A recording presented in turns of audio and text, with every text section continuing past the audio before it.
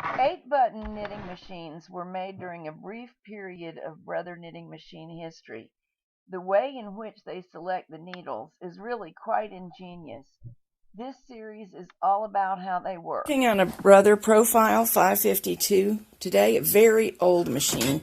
We got its lid off, but this is what it looks like, and we'll later show it with it on the machine properly. But what we wanted you to be able to see is the insides. See those 8 buttons? That is how it selects its pattern. And it has to be done every row.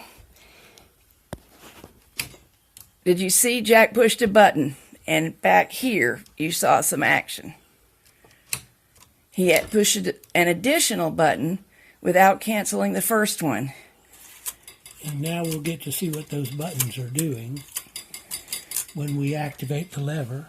You ratchet the little lever on the right. I missed it. I'll have him do it again in a minute. Okay, let's start over. We say he's ratcheting the lever. That's the lever right there. It hooks onto a little knob on the back of the machine. All right. So he's pushing a button. That's a combination of buttons, and it will have shown up. It's selected in this area. I'll do it again. He canceled. He selected. He selected. Now I'm going to ratchet. Now he's ratcheting. Aha! The buttons that we told to come forward, now see, told needles to come forward. It's in the 1 position.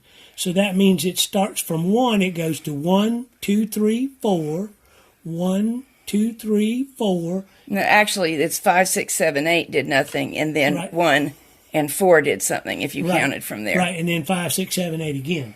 Now we're going to knit them out. Of course, we're not really knitting, but that's how that you can see it. Also, we do not have the sinker plate on so that you can see the action.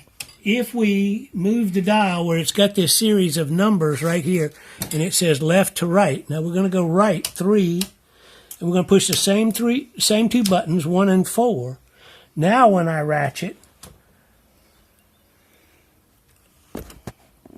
it's selected in the same pattern, but we began with a different needle. Yes, we began with a different needle. Okay.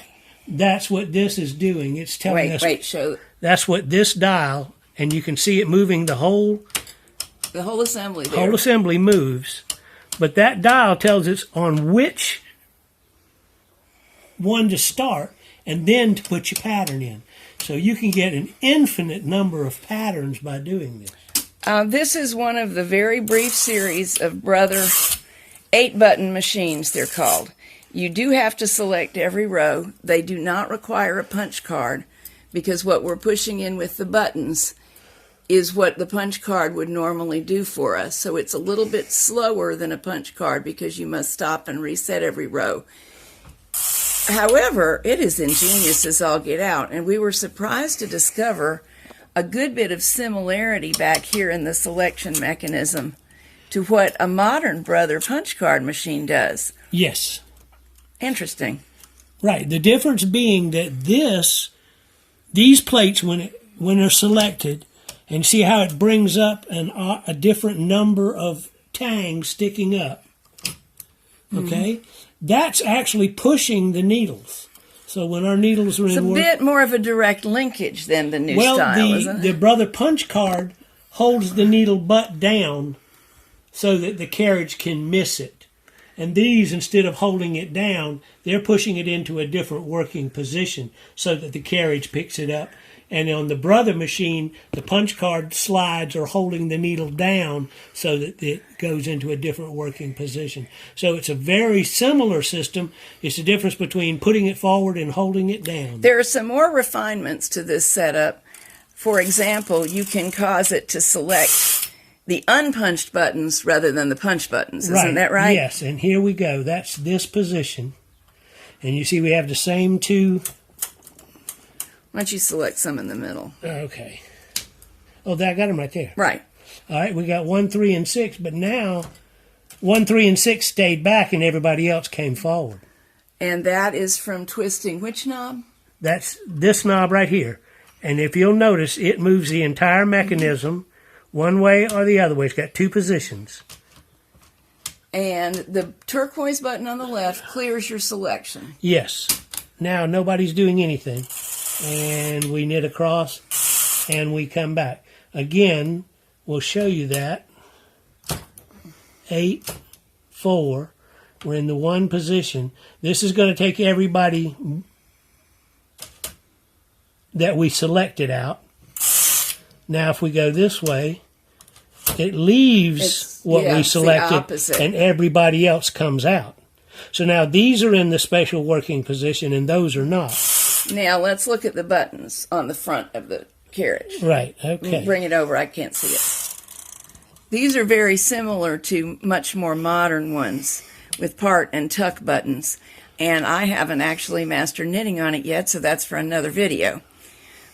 But what you engage here will determine what actually happens to the fabric when you combine your 8-button selection with your tuck and part buttons. The buttons that you've selected, we'll go back to this one, which I like better.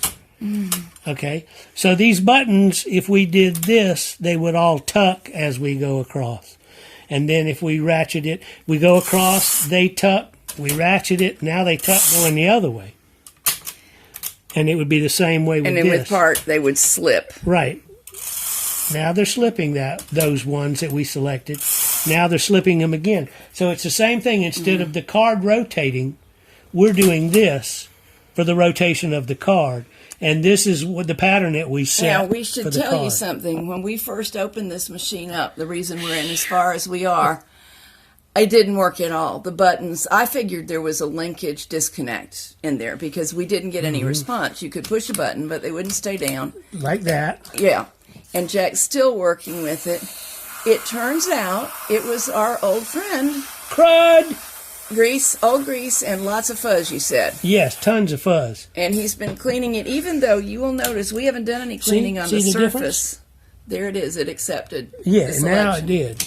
That was a problem. This was a problem. The surface and the carriage looked clean to the eye. We had no reason to suspect crud down in there, but honestly, who takes the machine apart and fishes it out from under there? Me. Well, yes, that's why we have you. So, right now, if you get one of these, it's a vintage machine, and you're likely going to need to do some things to it. And it turns out they're pretty rugged. They could break, but most likely you don't have much broken. You have too much fuzz and too much old grease. From what you said, the grease was not a large amount. It was This is a very good tool. It was just really stiff. Right. Yeah, it was. In fact, if you want to shine your camera right here, you can see where I haven't cleaned off that dried grease right there. Oh, and you really have to scrape it. It is truly dry. And let me run this back. You can see where I've had to clean in here, and there's some more of it disappearing. But yeah, it's so it was a thin film, but it was hard as a rock. Which, and I'll say this while we're on the camera, the silicone goes in, it does the same thing. It makes a thin film that dries on there, but it won't accept any lint, and it just stays there. It doesn't ever get crusty. It doesn't dry up. Well, it gets worn out. It does, lose its and lubricity. and you put more in there, but it doesn't turn to a crud. Crud, right, and it doesn't attract fuzz as much. It's non-tacking. Yeah, non-tacking is the term they use in the oil industry. Woohoo! So this is fun, and I'm going to do more videos of me actually knitting on it. But those of you who fancy vintage machines tend to especially enjoy these 8-button machines, and now we see why. Anything you want to add? Nope, let's knit. One more thing about selecting. All right, this is your tool, and if you'll notice, it'll go in this way, which is easier to get to, or it'll go in that way. But now watch what happens if you put it in like I did, just like this. Oh, it hits.